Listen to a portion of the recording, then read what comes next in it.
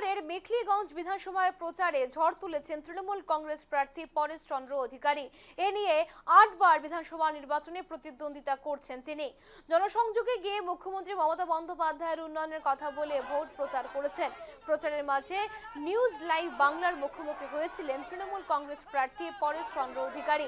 মেখলিগঞ্জ আসনে জয়ের ব্যাপারে নিশ্চিত তিনি।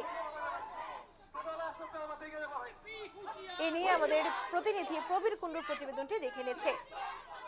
তৃণমূল কংগ্রেসের এই প্রার্থীকে বলা যায় যে রাজনীতিতে তিনি কার্যত একেবারে চুল পাকিয়েছেন, কারণ এই নিয়ে প্রায় 8 বার তিনি বিধানসভা নির্বাচনে লড়তে চলেছেন। কখনো তিনি ফর ব্লকের হয়ে লড়েছেন, এবারে তিনি তৃণমূল কংগ্রেসের হয়ে লড়ছেন। পরেশ অধিকারীর সঙ্গে আমরা রয়েছি মেখলিগঞ্জ বিধানসভায় এবারের তৃণমূল কংগ্রেসের প্রার্থী তিনি। পরেশবাবু, কিরকম সাড়া পাচ্ছেন প্রচারে? প্রভূত সাড়া পাওয়া যাচ্ছে, যেখানেই আমরা যাচ্ছি মানুষ তারা সাড়া দিচ্ছেন। এবং এবছরই কয়েকদিন আগে শিলাবৃষ্টি হয়ে যাওয়াতে আমাদের কয়েকটা অঞ্চলে প্রভূত ক্ষতি হয়েছে।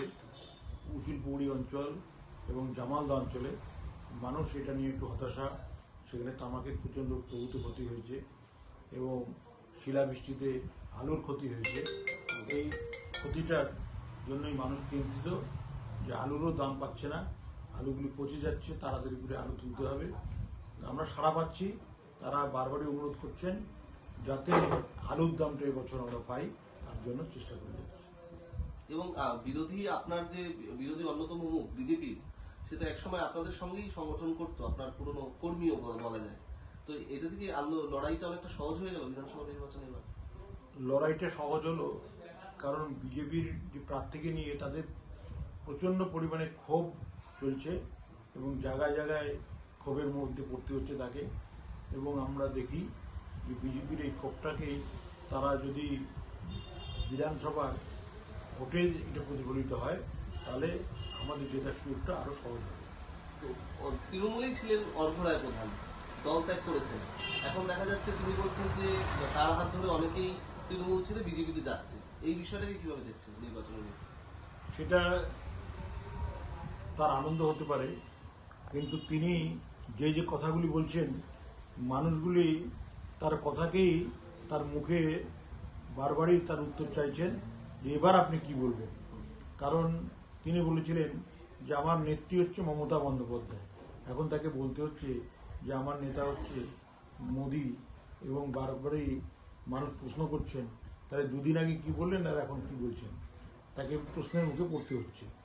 তাই আর বারে বারে তার যারা সঙ্গী ছিলেন তারাই আমাদের দলে ভিড় করছেন যে আমরা, উনি গেলে যেতে পারে কিন্তু আমরা বিজেপিতে যাব না, এবং তারা দলে দলেই আমাদের দলে যোগদান করছেন।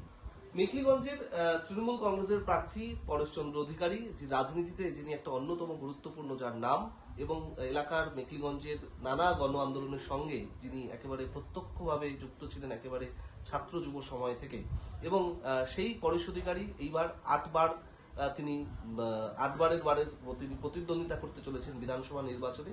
পাশাপাশি তিনি আত্মবিশ্বাসী, এবং অন্যদিকে বিজেপির যে প্রার্থীর নাম ঘোষণা হয়েছে তা নিয়ে বিজেপির অন্দরে ক্ষোভ বিক্ষোভ রয়েছে। সব মিলিয়ে আত্মবিশ্বাসী তৃণমূল কংগ্রেসের প্রার্থী মেখলিগঞ্জ আসনে তিনি বিপুল ভোটে জয়ী হবেন। মেখলিগঞ্জ থেকে প্রবীর কুণ্ডু, নিউজ লাইভ বাংলা।